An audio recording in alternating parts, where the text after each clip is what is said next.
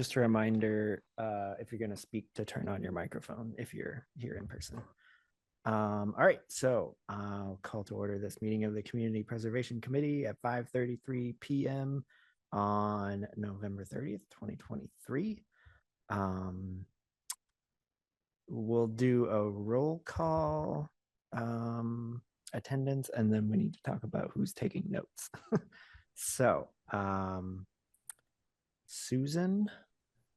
Here. Tom? Here. Wisty? Here. Donna? Here. Garth? Here. David? Here. Amy?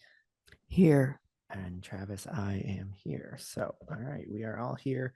I did get notice that David and Tom are probably going to have to leave early, so we'll note that when and if they do. I was able to change my meeting, so Okay. I can just stay. All right, great. Okay, so this isn't on the agenda, but it's just something we need to talk about. Oh, someone can't hear anything. Can everyone else hear us? Ben says he cannot hear us. Isaac says yes. Susan says yes. It must be a problem on your end, Ben, unfortunately. Might need to. Well, he wouldn't be able to hear you say that. Yeah. Do you want to send him a message, maybe? Yeah, just tell him to No, he just said, I'm okay, thanks. Oh, I think he said, okay, thanks. Like, I'm still having problems. Wait. Anyway, also I should say that this meeting is being recorded by the CPC. And if anyone else is recording, you're required to let us know. So on to note taking. So previously, we had a dedicated person taking notes every time and doing the minutes.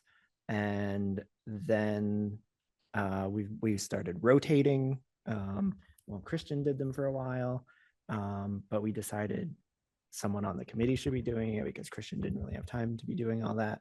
So we started rotating, and then we decided no one liked to rotate, but also no one was volunteering to take minutes. So I guess we just need to decide if anyone is going to volunteer to take minutes, or we're going to start rotating again, because Christian's been doing it the last couple times, but we need to get back to doing it ourselves. Use the controller. Oh, yeah, Susan, go ahead. Sorry, the screen's a little weird. That's okay, no problem. I'm sick. I have a cold, so I'm not willing to do it today just because I'm sick. But I'm willing to go back to rotating. I don't have any problem with that. Okay. Anyone else? I will do it today, but yeah, I don't want to do it every time. So I think that we're going back to rotating. Okay. And then I guess the other thing is we did discuss, there's the potential to pay someone with our administrative fund. I personally would rather not do that because anything we don't spend in the administrative fund goes back into the general fund for projects. So that would take away from future project money just for taking minutes. So personally, I'm not a fan of that, but yeah, Wisty. So I'm a fan of rotating, but one of the things that I would like to do is say like, okay, so next week and the next week and the next week, this person, this person, this person, because I'll be in a totally different headspace if I come thinking I'm going to do it than if I sit here thinking, oh crap, I hope they don't choose me. Yeah. Yeah. Okay. And I think the way we were doing it before was we were going alphabetically by name. I don't remember if we were going first name or last name. I probably, well, yeah, that's how it was, but I probably could make it part of my like it could be task, on the agenda. Yeah, tasks when I make the agenda, or like when I send the email to include who the minute taker is, as opposed to saying it at the beginning of the meeting. That probably make more sense. Okay. And then I think if that person misses that meeting, then they have to do the next meeting that they come to. That's what we said before. Yeah, no, that makes sense. Okay, so Donna, so I guess we're starting a new rotation here. So I guess Donna's gonna start tonight, and then we'll rotate. Thank you, Donna. Yes, thank you, Donna. And then we'll rotate alphabetically by last name, which would be Tom would be next. Okay, now that we've got that taken care of. And then at any point in any of our meetings, if any of the members wants to be the permanent minute taker, just speak up and it's your job. Jump in. Okay, so on our agenda, we have a public comment period. This is a standing public comment period in case anyone wants to speak up about any of the projects that we're going to be reviewing or, you know, any of the processes of the CPC. I think we usually do a 3-minute, 3-minute public comment. If anyone has one, if you're in person, I don't see anyone from the public in person. So if there's anyone remote who would like to give a public comment, you can raise your hand and I think Christian can see that and we'll call on you.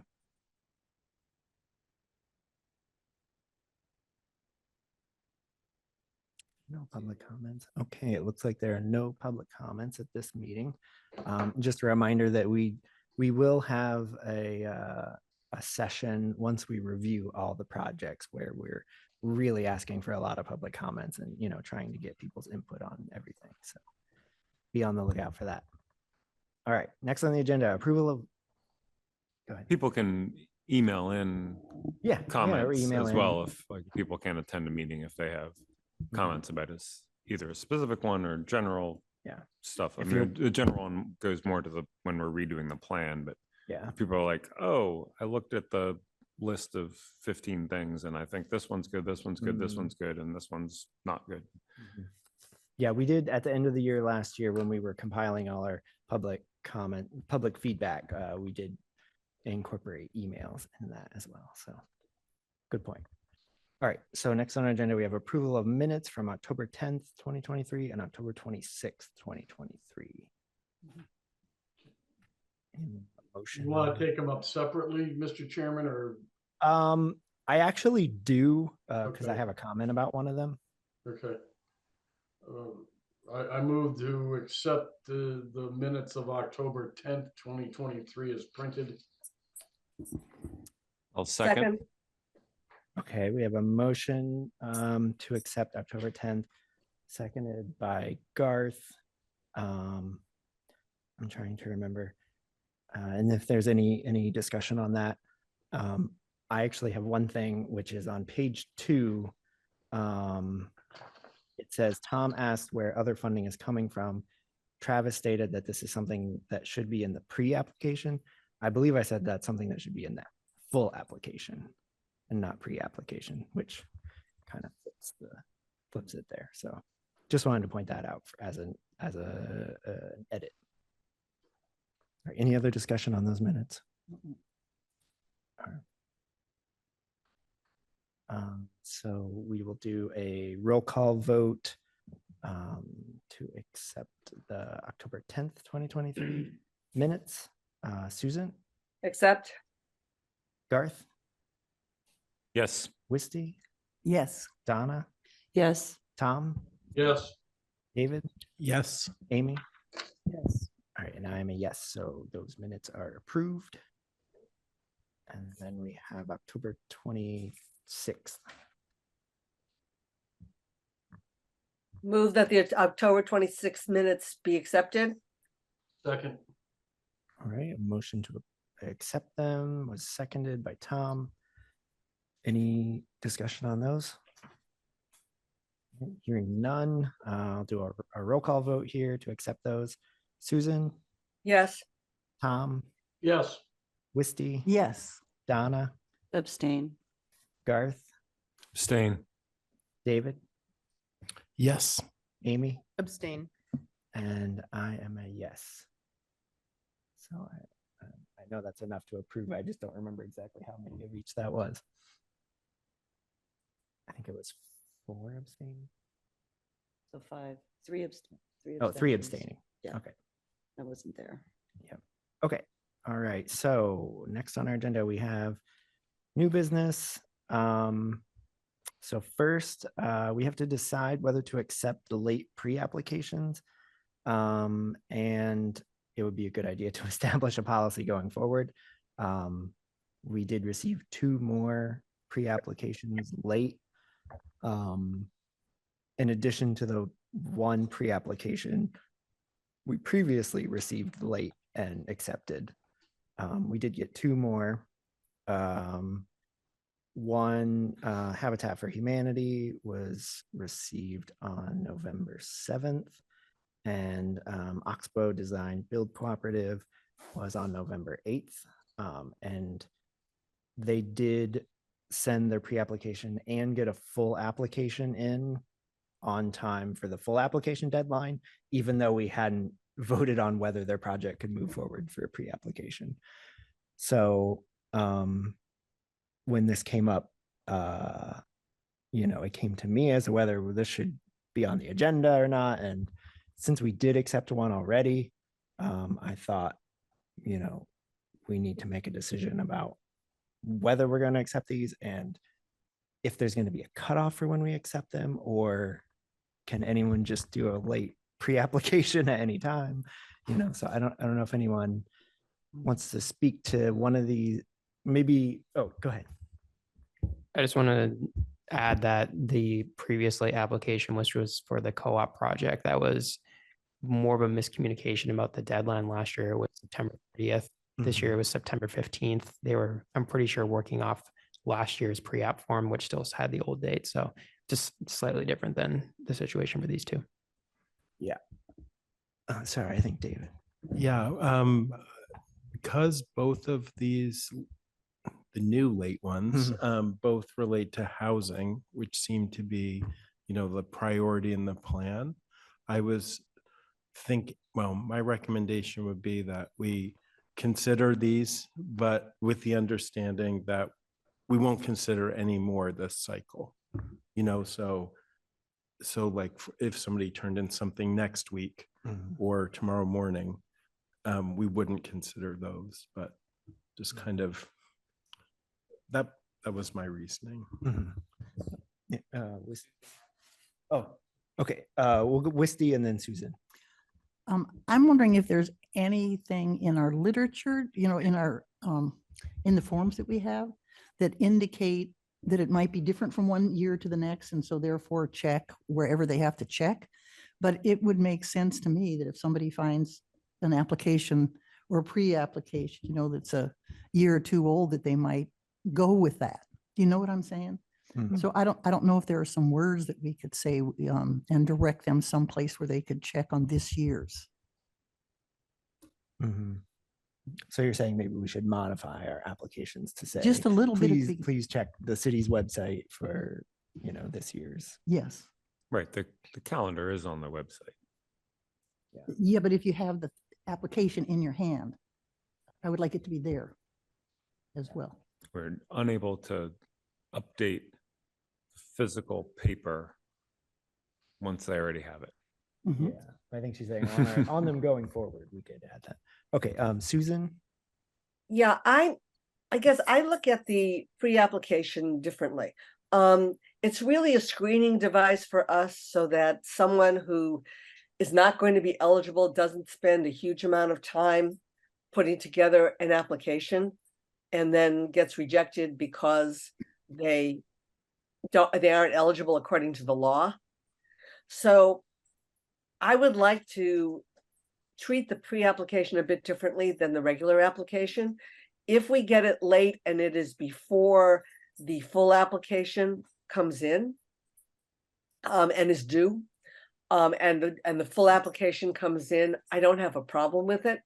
It's just that the folks who are applying are taking a chance that the project might not be eligible, and they might have gone through all that work and then find out that they're not eligible. In the case of these 2, they're both housing, they're both for low and moderate income housing. They meet the qualifications that we have. So I don't see it as being a big issue. Thanks. Okay, Tom. I don't see it as a big issue either. I would tend to concur, except there are probably a number of folks out there that may have said, oh, I want to apply, but the deadline's gone by and didn't submit. I think we should look at these two. I don't want to suggest otherwise, but I think it's a slippery slope, because for all the ones you may take in that are late, people that wanted to submit that were late, geez, I'm not eligible, I can't apply this year. So I think what we need to do is work on a policy going forward as to exactly what we're going to do. And I think what Susan brings up makes a lot of sense. So just to summarize what I heard from Susan's and what you're saying is that in general, we would accept late pre-applications as long as they were also able to complete a full application before the full application deadline. Yeah, right. Okay. And we haven't had any full application that were late. So, but that, I think that goes into our scoring. I think there was something about things being in on time Mhm. in our scoring rubric. So anyway, Garth. Yes, although I think we removed that first portion of the scoring, because we're like, as Susan pointed out, like the pre-app is the are you eligible portion. So if people already know they're eligible or already think they're eligible and want to do the full app and just send in the full app, it seems like I don't know, I'd be fine with that. If like we're just doing housing, Yeah. and we have control of the land and, yada, yada, or we're happy to like fill out all the, it's only 6 pages as a number. I've talked to a few of the folks and they're like, wow, that's a pretty short application for asking for $500,000. Right. So it's, I think we suggest the pre-app to everyone because it's like the baseline, are you eligible at all? But I think as long as anybody gets their real application in, we should just be like, if it's in by the time, we're good to go. Okay. Just to clarify on that though, it does say in our application material that a pre-application is required for a full application. So, I mean, these two did submit pre-applications and full applications, but I wouldn't encourage people to only submit a full application because it does say that pre-applications are required. Maybe we look at that going forward.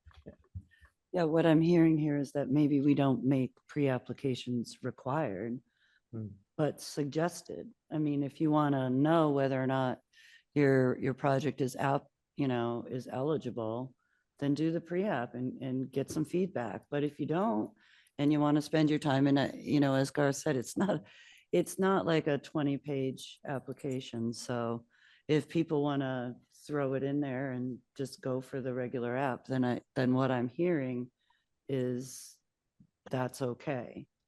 We would have to change, we would have to codify that or whatever. But you're right, that's not the way it is this year. So that's what we're talking about here. Yeah.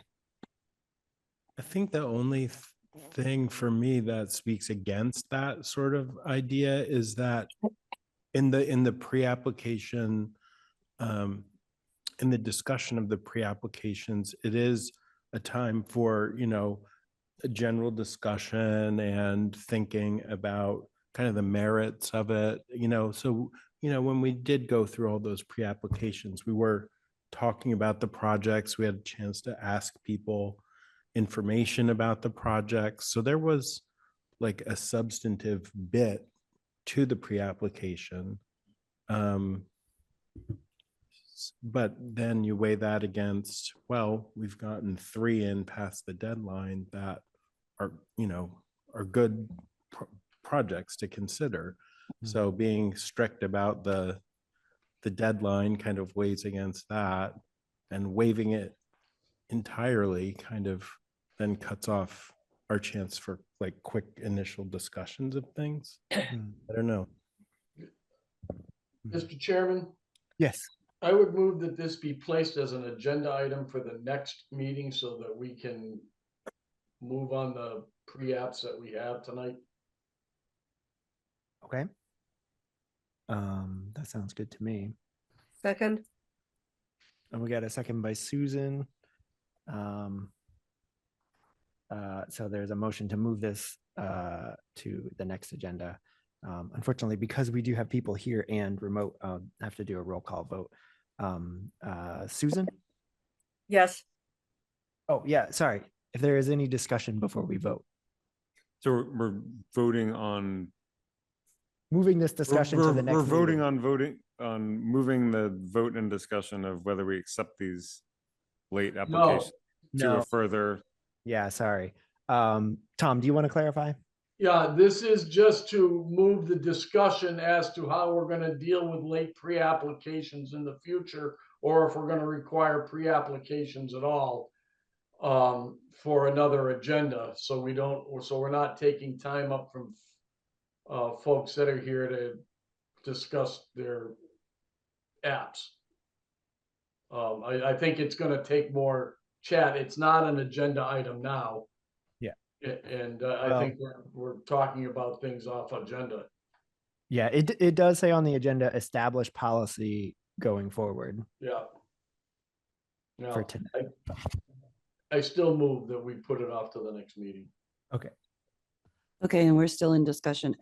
I guess that's fine. I think I'm understanding better. You're talking about moving the policy discussion later, but we're still gonna have to vote on whether or not we accept these applications. Yeah. So that's a Yes. second vote. Okay, clear. All right. Any other discussion? Can we just decide now? I mean, is it that big of a conversation? No, I Because move that what if we accept get the it? I thought I was applications that talking, came in So- late. Sorry, Tom. what if we get more pre-applications tomorrow? I mean, shouldn't we just, is it that big of a thing? I feel that we should just make a decision now. It's not that complex. Mhm. Tom, did you have something you want to say? No, I just say, let's accept the applications. Move not to accept any more this year and work on the policy better. That's all. Okay, Susan, you had your hand up. yeah, I want to agree with Tom that I think we should, that we need some wording in the future application to make clear what we're going to be doing. And we can wait on that for a little while. And I agree, accept the present pre-apps and move on. Okay. So I actually, to get to what David was saying, I actually want to make a motion to amend this motion to include saying that we will not accept any more applications this year. So we'll decide on our policy for next year at the next meeting, but Okay. also say that we're not going to accept any more this year. Second, Okay, second on that. Any discussion on that amendment? Okay, so I'm gonna do a roll call vote on adding the amendment to the motion. So this is just the amendment to add to the motion that we will not accept any more applications for this cycle. Susan, yes, Tom, Yes, Wisty, yes, Donna, Yes, Garth, Yes. David, Yes. Amy. Yes. All right, and I'm also a yes. Okay, so now the motion is, we'll discuss this at the next meeting, but also we're not accepting any more this year. Any other discussion on that before we vote? And that we're accepting. Well, we'll have to talk about those after this. okay. Oh, well, we're not, this motion isn't to accept those applications. It's just that we're also going to discuss those after we vote on this. Okay, we'll do a roll call vote on that. So this is to discuss at the next meeting Jesus. our policy, but also we're not accepting any more this year. Mhm. Susan, Yes, Tom, Yes, Wisty, yes, Donna, yes, Garth, Yes. David, Yes. Amy. Yes. All right, and I'm also a yes, so that is unanimous. Okay, so we're not accepting any more this year, and next time we'll decide what our policy is for next year. Okay, so we have two pre-applications that we have not yet decided whether we are accepting as late applications. And then if we decide to accept them, then we can do the eligibility determination. after Move to that. accept the Second. two late applications. Second, Okay, we have a motion to accept both, seconded by Susan. Any discussion on that? Okay, so we will vote on accepting both and then we'll discuss them. Susan, yes. Tom, Yes. Wisty, Yes. Donna, Yes. Garth, Yes. David, Yes. Amy? Yes. All right, I'm also a yes. Okay, so both of those late pre-applications have been accepted. So now we can do the eligibility determination for them one at a time. First, we have the Habitat for Humanity project, which is 184 Petty Plain Road. Everyone should have received a copy of that pre-application. Yes. Now. I don't, yeah, okay. Christian's going to share it on the screen.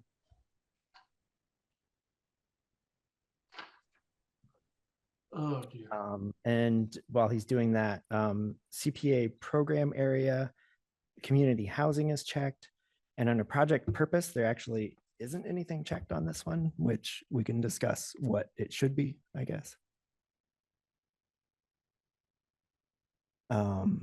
And just for the applicant who may or may not be here, during our pre-application process, generally we just go through this and say whether we're accepting them or not.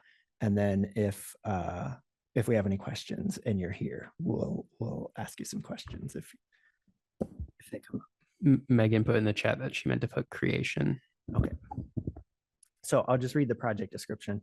Pioneer Valley Habitat for Humanity plans to build an all-electric, energy-efficient, single-family home at 184 Petty Plain Road, Greenfield, Massachusetts. We would then sell it to an income-eligible buyer earning less than 60% of the area median income and place an affordable housing deed restriction on the property so that the home would be affordable in perpetuity. It seems pretty straightforward. That would fit into community housing creation. Susan. I move to accept the Habitat for Humanity pre-application as provided with the addition of creation on the pre-application. Is there a second? Second. All right, we had a second. From Bert. Any other discussion on that? Okay. So let's do a roll call vote on accepting the Habitat for Humanity pre-application. Susan, Yes. Tom, Yes. Wisty, Yes. Donna, Yes. Garth, Yes. David, Yes. Amy. Yes. All right, and I am also a yes. Okay. So at a later meeting, we will discuss the full application for that project, just to clarify. So next we have the Oxbow Design Build Cooperative. All right, and this one has community housing creation checked. And the description says Oxbow owns and is preparing to develop a property at 187 Hope Street in order to create high quality housing that will remain affordable in perpetuity. Reference 223 to 225 Conway Street for proof of commitment to quality and affordability. We seek funding to support the creation of a two-family home on the property. With receipt of sufficient funds, we are prepared and would prefer to develop the property as a three-family, thus maximizing the housing opportunities created by the project. Yeah, Susan. I move to accept the Oxbow pre-application as provided. Is there a second? Second. All right, second by Garth. Any other discussion on that?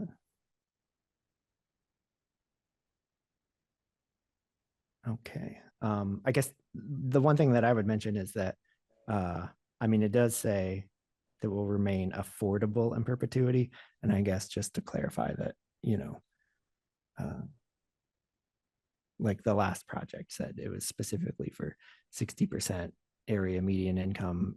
Just wanted to clarify that, there are specific requirements for CPA funds for what affordability means. But I'm sure the applicant knows that. It's just pointing that out.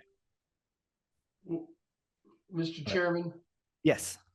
will the applicant be accepting MRV mass vouchers or Section 8 vouchers for any of the tenants that may want to be housed in this as an affordable house? And how are they going to get the list? So that sounds like a question for the applicant. Yes. If the applicant's here and would like to answer that question. Can you all hear me? Yes. Yeah, could you introduce yourself? Hi, yeah, my name is Ben Bowman. I work for Oxbow Design Build Cooperative. That's a good question. I don't have a short answer for you right now. We're still in the process of wrapping up our previous affordable housing development on Conway Street. Our goal with that is to sell it to a permanent real estate cooperative with deed restrictions on the the income similar to the Habitat project. We are new to affordable housing. It's important to us, to our mission, but we don't operate as landlords or property managers, so that's just not a topic that I'm well enough versed in to answer quickly. Mr. Chairman, if Mr. Bowman would give me a call, I might be able to help him out on how that may be accomplished. Yeah, I'd be happy to. Thank you.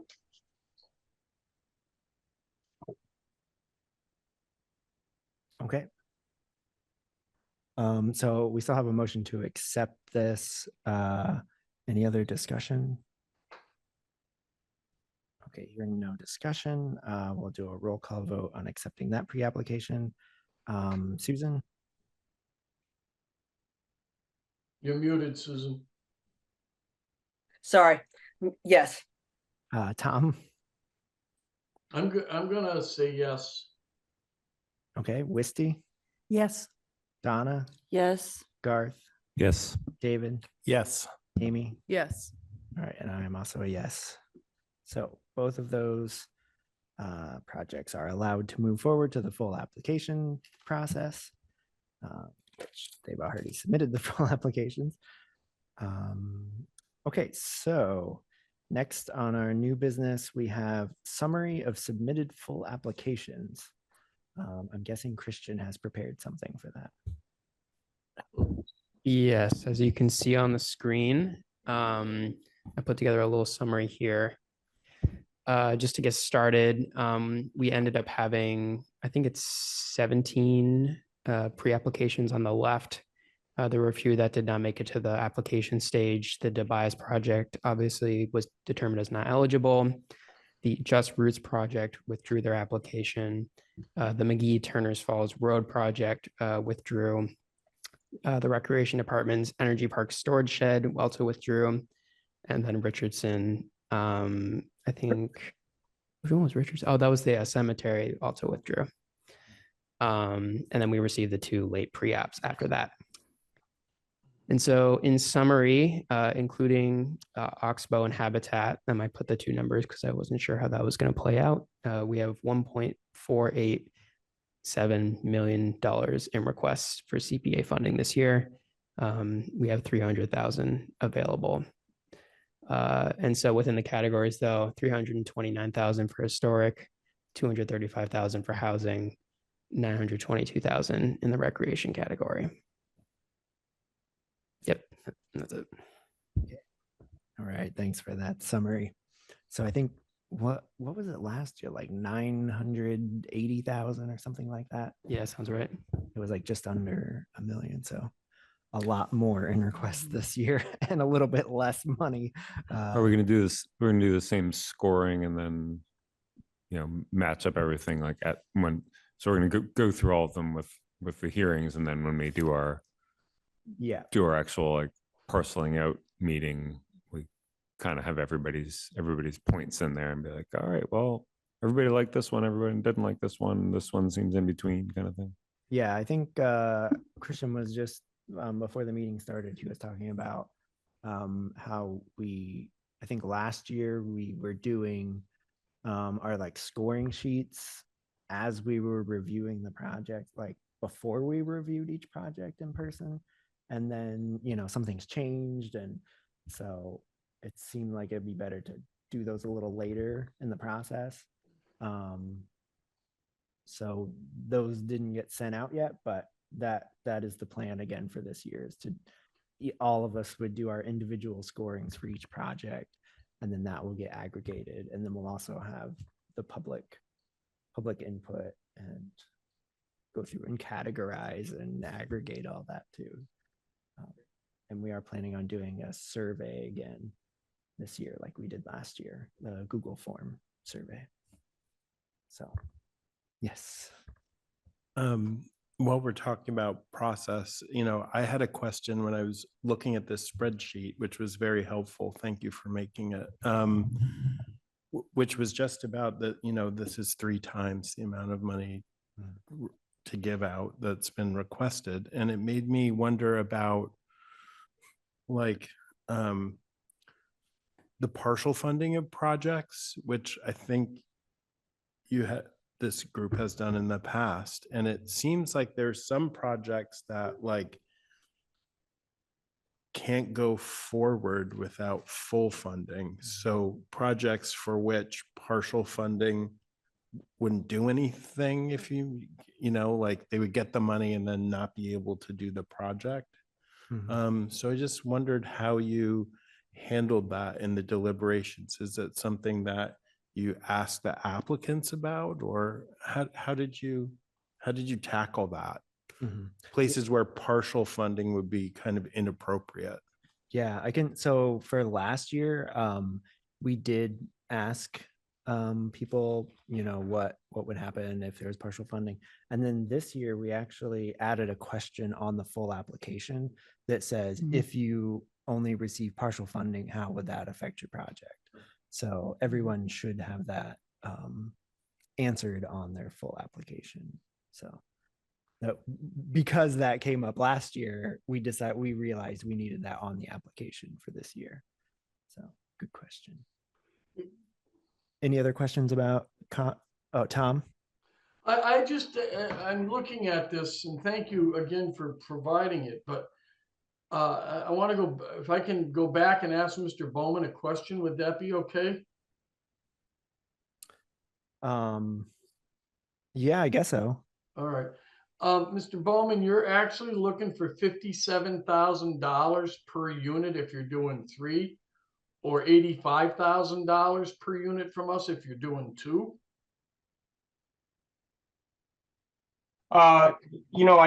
This committee has only been around for a year. We didn't really know what the other applicant requests would be, and didn't see any reason not to ask for as much as we could use. I'm not suggesting it's wrong. I'm just asking.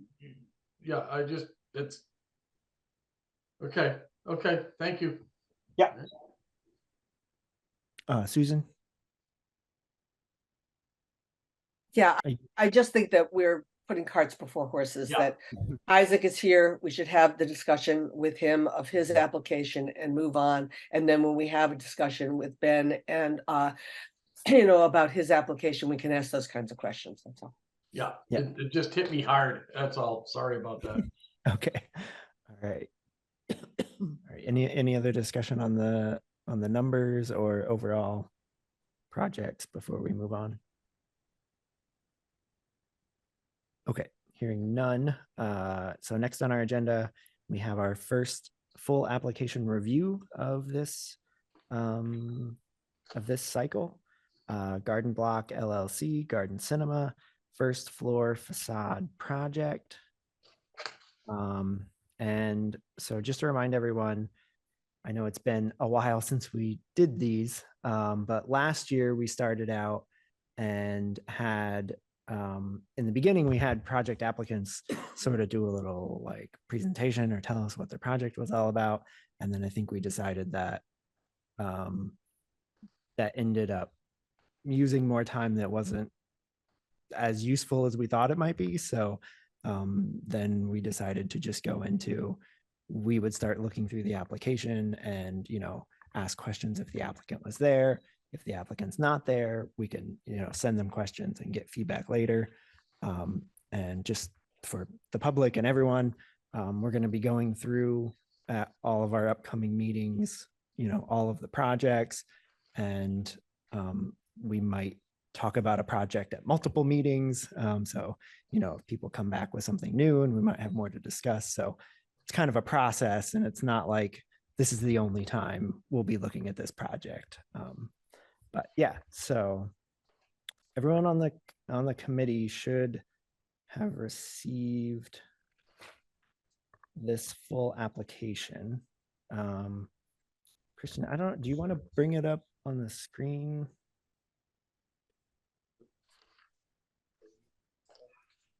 So this one, total project cost $69,609.79. CPA funds requested $34,800. And this is for facade repair of the garden block building. And there are some drawings later on. So I don't know. We can just go through these questions, or if anyone has any. I have a question regarding the other funding source. From what I'm seeing, it looks like those funds have already been expended. I don't know how, I mean, it's the same project, but I just wanted to clarify that that is the case. And if so, does that impact looking at it as a match if it's already been expended? So this is a question for the committee members, not for the applicant. Right. Okay, well. Is that what you're asking? Yeah, I think I would like. I can answer that. Speak to that. Yeah, thanks. Okay, yeah, go ahead. So the quotes that you saw that were attached for the price, the total project price of $69,609.79 is for the work left to be done. And so we anticipate a full slightly more than 50% match of private funds for that. But we wanted to alert you to the fact that there's also been $16,000 in prep work that's been spent on this project in addition to that was not included in the overall amount of the total project costs. Okay, thank you.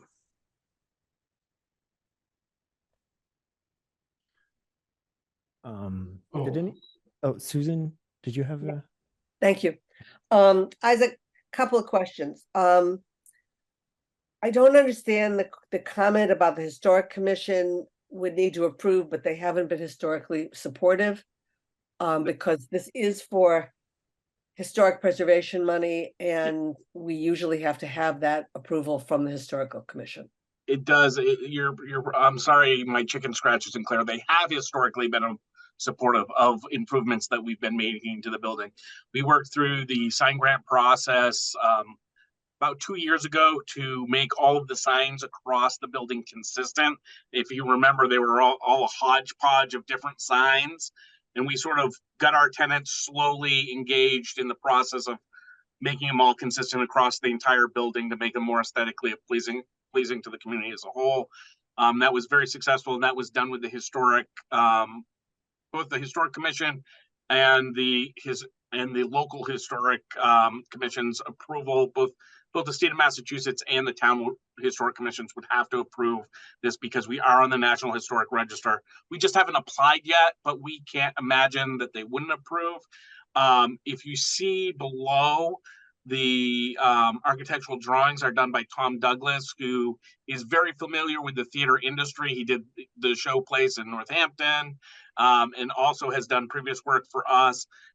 We specifically cited with him, we wanted to go as close as we could to what was there historically, which is you can't go back to what was there once because it's been totally changed. But he, based on the photographs that we have, they put their plans together to try to make us as historically accurate as we could. That's why we anticipate approval from the Historic Commission.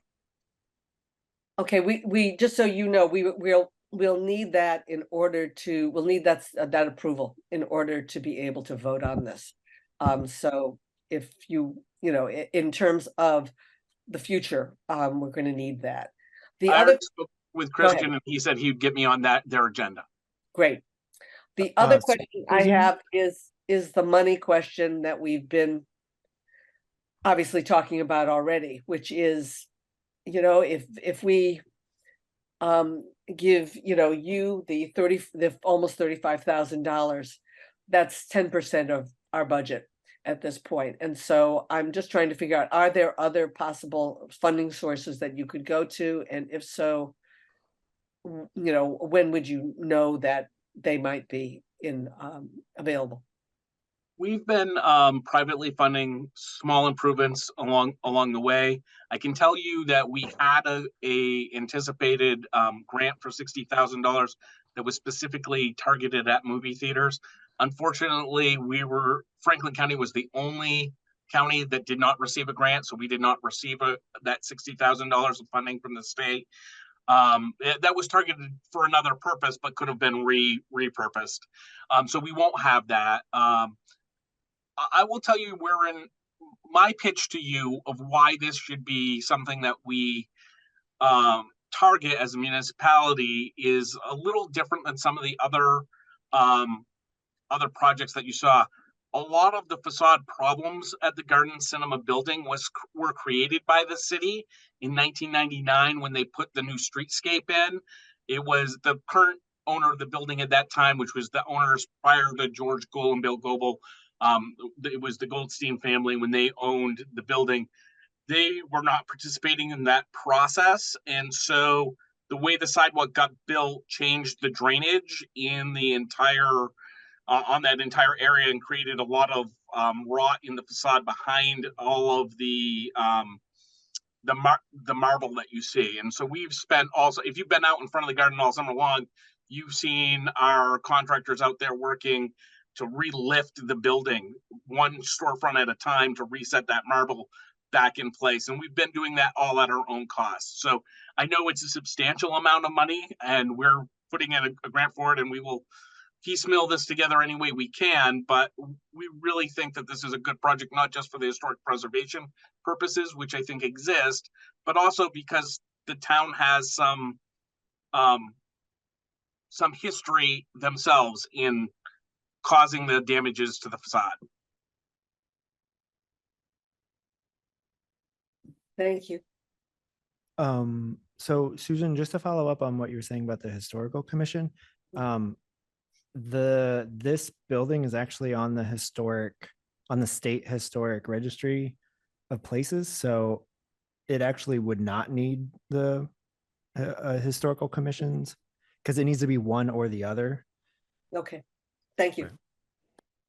I mean, the historical commission could, you know, you still could go to them and you know, get a letter of support or whatever, but sorry, Christian. And just one even more thing to add on top of that, on the Community Preservation Committee's website, it says local historic districts are automatically listed on the state register, making these assets eligible for CPA funding.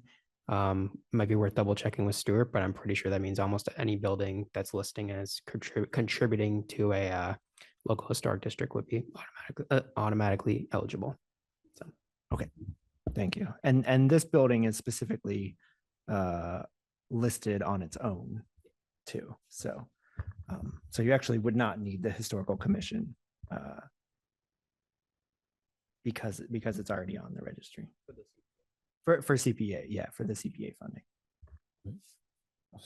Yeah, Garth. Go ahead. As one thing I know in the past, the town has had like part of their CDVG going towards historical. I think that's next Monday is the meeting on that, but I believe that has been removed, and that's no longer part of so sort of like for many years, they had the facade reconstruction as part of CDBG funding, and by and large, it wasn't used.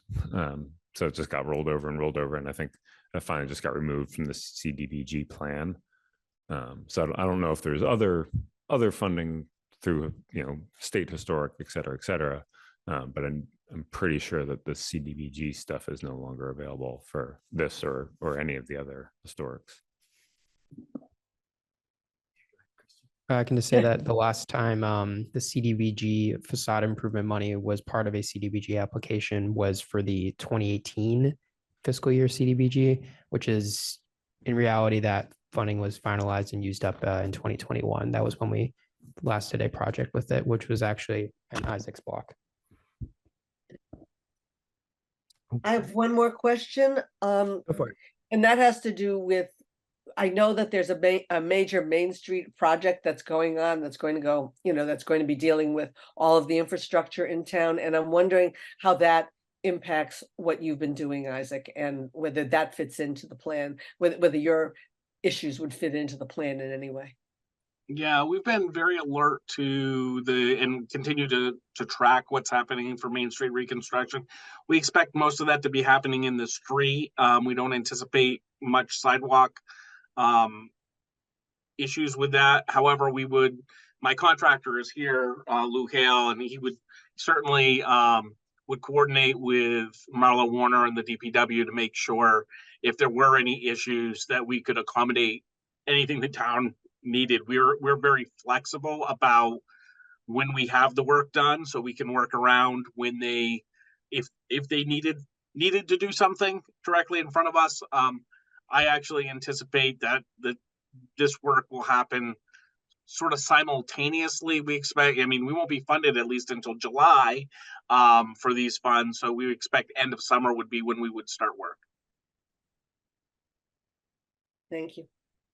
All right, thank you.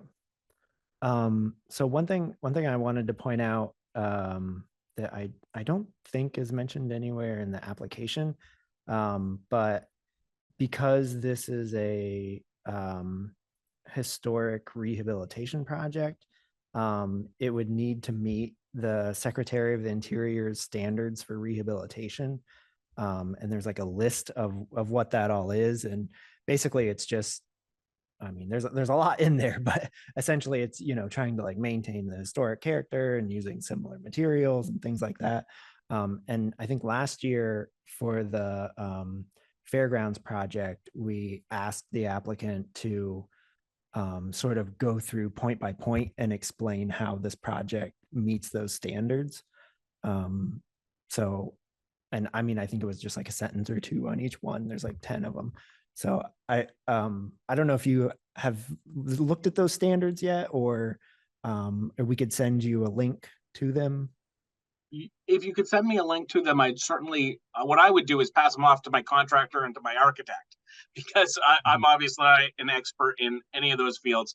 But I can tell you that the directions we gave to the architect was specifically to keep it as close to what was there historically as possible. There is obviously some modernization that has happened within the industry. So the signage, which might have been a traditional felt-backed poster frame, is converted to some digital signage on this. But the placement of signs is ideal, is in the similar locations to where they were historically. And again, because this facade, the facade that exists now, is not the facade that existed in 1929 when the building was built, or in 1989 when the construction took place. So it's been bastardized. The rehab, our rehab goal is to bring it as close to where it was as possible, and some of that is a reimagining of what was there. None of it that you would expect I think you would see a project total of 10 times what we were asking for, and that would be a 50% match. And there's no way I could afford the 50% match for that to go back to what was originally there. So to the extent we can, we will meet each and every one of those guidelines. I know we've already been talking extensively about looking for like-kind materials, particularly the granite marble, the green marble that you see, also some of the concrete stanchions that were poured that need to be replaced.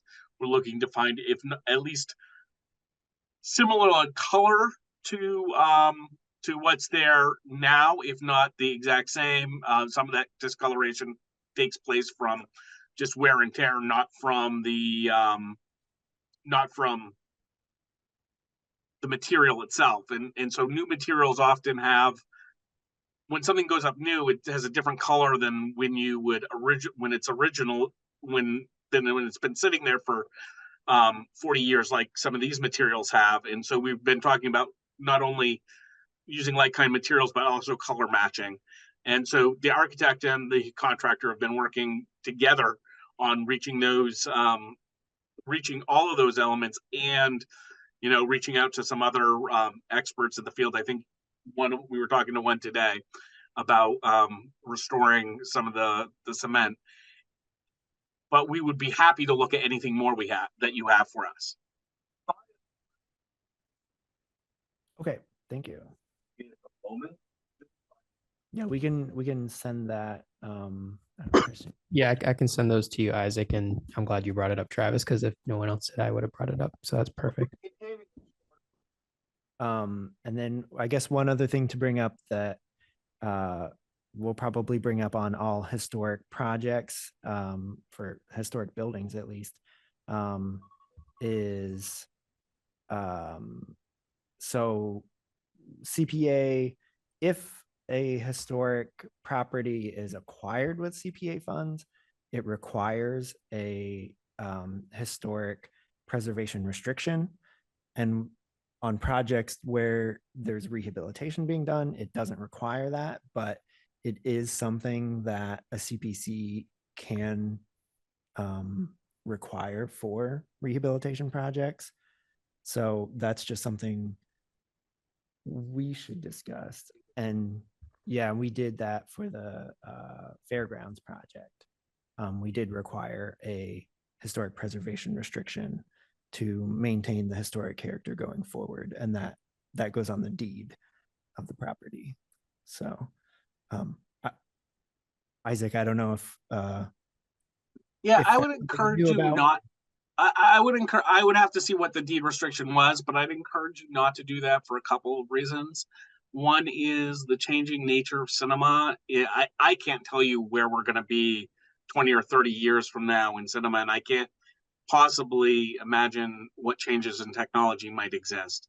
The other reason is I've seen the building that's adjacent to me. One of the biggest problems with its redevelopment, that's the First National Bank building, is the historic preservation deed restriction it exists on it. It makes it very difficult for any use that would be viable in that building to actually do what it would be necessary to both stabilize the building structurally and meet the deed restriction. So there can be unanticipated consequences for that. And in a commercial building that's not a nonprofit in the central commercial district, I would urge you to be very careful about any deed restrictions that you might ask Okay. Anyone have any other urgent questions to ask, or Seems clear. okay, I lost my agenda. Hold on a second here. Okay, so it sounds like right now we are going to send the Secretary of Interior standards and hopefully get a response on those standards. Sounds like you're probably meeting a lot of those anyway, trying to get similar materials and things. So hopefully that should be fairly easy. Yeah. And if no one else has any other questions or comments at this time. We'll probably have this on the agenda again, maybe after we review other, the other projects. If we get, a response about the Secretary of Interior standards, and we can discuss those and any further questions that come up at that time. So we've got a long time until we vote on projects. So I'm sure we'll be in touch. Can I put one last word in with you guys? Sure. So, first of all, I want to thank you all, and I really appreciate your time and consideration on this project. When looking at the impact of it, I wanted to let you know that there are over 45,000 paying customers who come through these doors, specifically through this entryway, every year currently. And that doesn't include any of the various free programming that we do, or the people who just walk by the block and don't enter. They're just going to other locations. So I think it would affect a lot of people if we really, this isn't a project that affects one or two people or a small group of people. I think this is one of the projects on your list that's going to have the greatest impact to the most people. That's all. Thank you so much. All right, thank you. Okay, so we can move on our agenda here. Next we have winter, spring meeting schedule and dates of meetings. Christian, do you have all that worked out already? Got a draft at least? So this is where we're at. And I think we've all kind of thought of it this way, and it worked out again this year. We did it like this last year, having the applicants of a specific category all meet on the same night. So we're all thinking about the same rules all at the same time, as opposed to talking about historic, recreation, and housing all at once. So we did ask the applicants when they are available to meet, and also when all of you were able to meet. And so this is kind of how it worked out. January 10th would be the clerk grader for the cornice and the co-op. January 30th would be recreation, all of Christie's projects. And there, you see there's 5 there. We've usually only done like 3 in one night. For that one, I mean, it'll be up to you guys, but it seemed a little bit okay because those are projects, more than half of them are ones you've seen before. So those might go a little bit quicker. Right. February 7th would be housing, Graders Downtown Housing Project, as well as Oxbow and Habitat. And there is one additional date that also was available, December 14th, which is a little bit sooner, which was also Oxbow and Habitat said they could make that one. So if anyone wanted to swap that around, if that for some reason that worked better, that is available. But I have the dates up above. And then, so after that, I also was looking at the review time when you're doing more of an overall review, February 22nd for the public feedback session and beginning discussion, and then March 28th, reviewing the Google form results discussion and the final vote. And there could potentially be a meeting if you guys feel like you need it somewhere earlier in March to do more overall discussion. Okay. And if we need to meet with an applicant again or something, we could maybe add them onto one of those agendas if it's like a quick thing or. Yep, exactly. And there always could be additional meetings if necessary, but this seemed like the most efficient way to have the least amount of meetings, but still give everyone the time they deserve. Yeah. And I guess, just wanted to point out that most of those meetings, it looks like some people would not be able to make it. I know last year we did, like if someone wasn't able to make it to that meeting, they could like send you some comments on a project if they had specific comments or questions, and we could read those in that meeting. So if anyone, isn't able on the committee, isn't able to make it to one of those meetings, feel free to review that project ahead of time and send some questions to Christian, and we can make sure they're addressed at the meeting. Yeah, my only really big concern is the February 22nd. 3 people already told me no to that date. I don't know if any of that's changed, but that'd leave us with just 5, barely a quorum. And it's also when we're supposed to be hearing from the public. So there might be a better date than the 22nd. I think that's our usual date for the meeting, though. That's why I put that in there.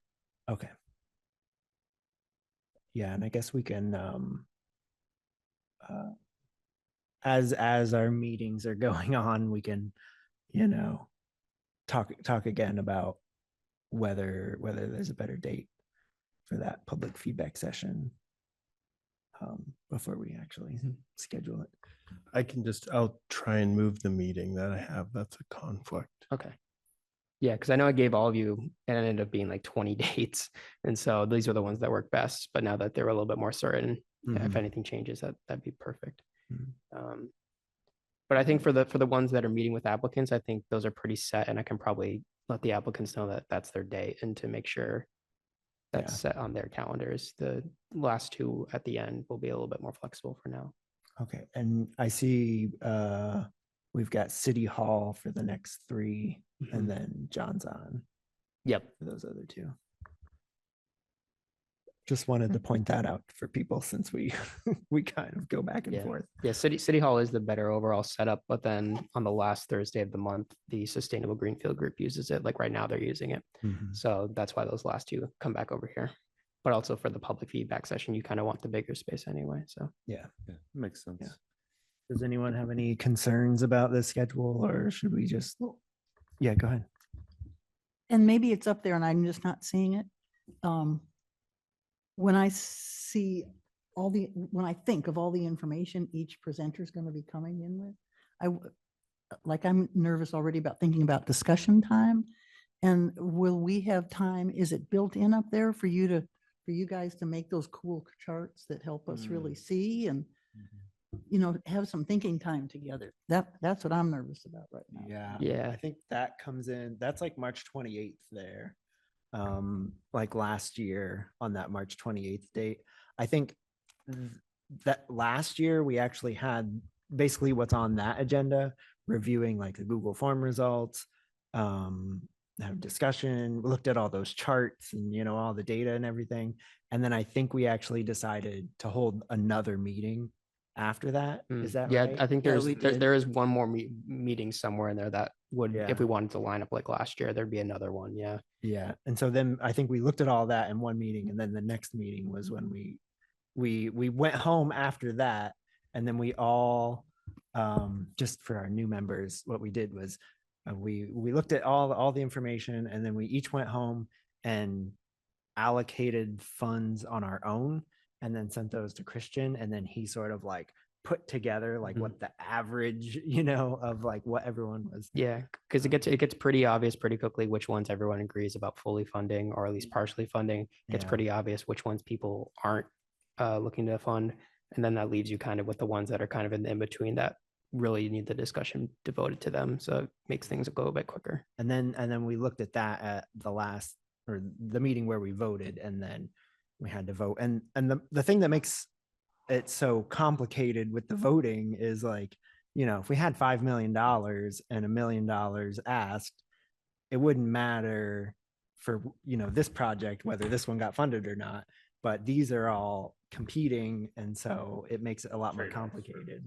Yeah. So if we just like took them in alphabetical order and voted without deep discussion, then it Yeah. wouldn't be that fair to the ones later Yeah. on the list. Well, Go ahead. And so my other concern is just, you guys, we have been so good about stopping at 7:30.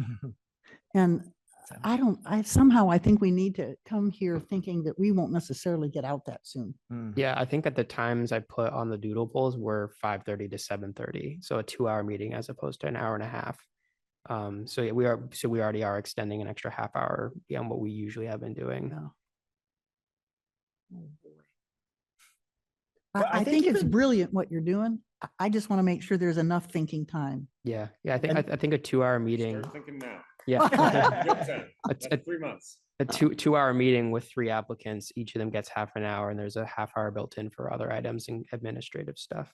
So hopefully that would be enough, but then obviously if it needs to be longer, it needs to be Yeah, longer. and we can always do extra. Well, like this is already like two meetings a month, but if we need to add in another meeting, Yeah, we can try to do it. We can do it. we could. Looks good. Thanks. Yeah. Yeah, thank you. Really, it looks good. Are you gonna send this to all of us? Yeah, Just yeah. so I was waiting for the meeting because Okay. I had it finalized only a few days ago. And I'm like, well, we're gonna meet soon anyway. Why not save it till then? So, Yeah. You know, it's so important to each one of those categories. I mean, to each one of those groups. I'm hyperventilating. Mhm. It's a little weird doing it, you know, the second year after knowing how it was the first year. Well, thank you, Christian. Of course. All right. So that's actually the last item on our agenda for tonight. So we might actually end a few minutes early. We don't have any old business. Our next meeting, it says TBD, but I think Yeah, it'll be the January 10th date will be the next one. So actually no meetings in December. Yeah. There's the December 14th date that seemed to work for all of you. I know that one works in case something comes up, but Okay. January 10th should be our next one. January 10th. No one feels that we need a December 14th meeting without applicants, do they? No. Nope. Okay. The only thing I would mention is that we sort of put off the whole Oh yeah. pre-app thing, although that could actually happen after this funding cycle Mhm. At this point, over yeah. the summer. Yeah. Okay. Mhm. So, yeah. Yeah. Yeah, that's kind of what I was thinking was that, you know, last year after we voted on, you know, what to recommend funding for, then we did a whole review of our process for the previous year and, you know, updated the applications and the scoring sheets. So I think that would probably be when we would end up discussing and deciding. Yeah. Okay. So two things that you guys will learn about and that we know ahead of time is we will be filling out the scoring sheets, Yes. you know, whenever we get those. And then we will be recommending amounts of money going to everybody. So I'm just thinking if I have that in my head ahead of time, it will mean hopefully that I won't be going through the applications for the fourth time. So I guess that's one thing to talk about too, since we do have a few minutes here, is the scoring sheets. As I mentioned earlier, last year, we did the scoring sheets before we met with the applicant for each project. So we would have already done the one for the Garden Theater, Garden Cinema. And so this year, do we want to, I mean, I have two ways of thinking about it. Either we talk to all of the applicants and then do all the scoring sheets, or maybe we do the scoring sheet after the meeting where we just met with the applicant. Because then meeting with the applicant, you get your chance to maybe ask questions or get clarifications. Susan raised her hand. Yeah, I'm thinking that, you know, like right now we had a discussion with Isaac. There are some things that we've asked for him to do. I don't feel comfortable scoring until I see his responses to those things. So it seems to me that it's, in part, this is a comparative question as well, so that I would like to wait until later to do it. Okay. Yeah, I think that makes sense. Go ahead. Okay, so just hearing what Susan said makes me think that with each one of those meetings, we might have people who are coming back with information that we ask them to look up. Right. Do you know what I mean? So Isaac will come back again. So when are we going to fit him in again? Well, So- that's what I was saying when we were looking at the schedule. You know, if someone's coming back for just like a quick update, we can just add them onto an agenda and hope, you know, if it's something quick, it shouldn't take that long. And we can, like I said, we can always add more meetings. If for some reason we start getting behind, we can add an extra meeting. Because I think last year, we had a month where we had like 3 meetings in 1 month just to like stay on top of everything. So, but like Christian said, we did like the recreation projects. We did already look at those, some of those last year. So that might be a lot of our answers from last year might, you know, that might make that move a little quicker. Donna? So from everything I heard from Isaac's, I feel like we've gotten what we need and there are follow-up questions which will be sent to him and then he can submit answers that Christian will share with us. And that one was pretty straightforward. I do have a concern about sort of having a revolving door of, oh, okay, well, we have one more question, so let's put you on the agenda again. So I think we need to have some boundaries there. Yeah. Go ahead, Chris. I would actually suggest it as we give updates internally. Like I'd have an updated thing from Isaac, but at that point, I wouldn't be saying, Isaac, you have to come to this meeting, you have to talk. Yeah, It'd be yeah. more just sharing updates among ourselves. Because otherwise, yeah, it turns into a Q&A again, which we just did. And that was the whole point of this meeting. So Mhm. Yeah. Yeah, I think that makes sense. Just like an internal update. Okay. Sounds like we've got our process figured out here, I think. All right. So our next meeting, we said January 10th. Can I just for clarification for the notes? So the scoring process is going to be that we wait until we have heard from all of the applicants and then we score all of the applicants. We're not doing it piecemeal. Okay, Yeah, I think so. okay. So our next meeting is January 10th, 5:30 p.m. at City Hall meeting room. Anyone want a motion to adjourn? So moved. All right, motion to adjourn. Second. Just because we have some people remote here. Roll call vote on adjourning. Susan, Yes, Tom. he's gone. Oh, he's left. Oh yeah, sorry. Wisty, Yes. Donna, Yes. Garth, Yes. David, Yes. Amy. Yes. And I'm a yes. So we are adjourned at 6:49 p.m. Thank you, everybody. Thank you.